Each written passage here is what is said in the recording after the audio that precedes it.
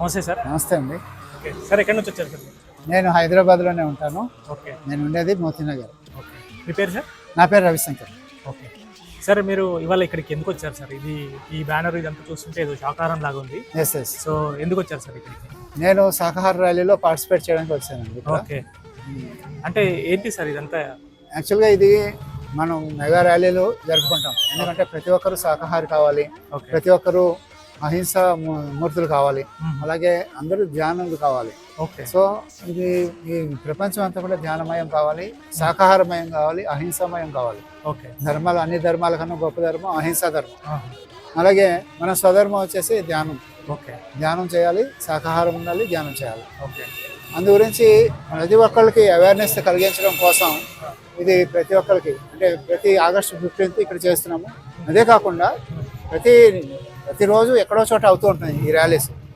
ఎక్కడో చోట అవుతుంటుంది. అలాగే ముఖ్యంగా సండేస్ ఈ సిటీలో అందరూ వాళ్ళ లైఫ్లో బిజీ ఉంటారు కాబట్టి సండేస్ మాత్రం కంపల్సరీగా ధ్యానం ఈ శాకాహార ర్యాలీలు పలు చోట్ల మనం నిర్వహించుకుంటున్నాం.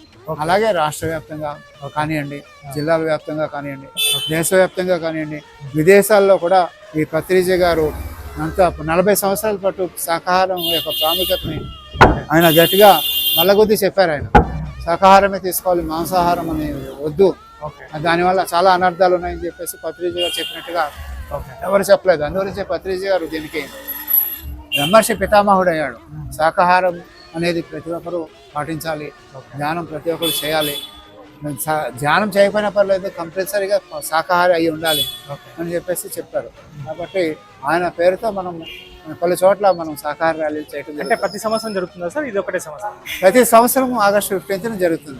హైదరాబాద్ మహాపట్నంలో మెగా ర్యాలీ అది కూడా. ఓకే. అంటే వేలాది మందికి పాల్గొంటారు.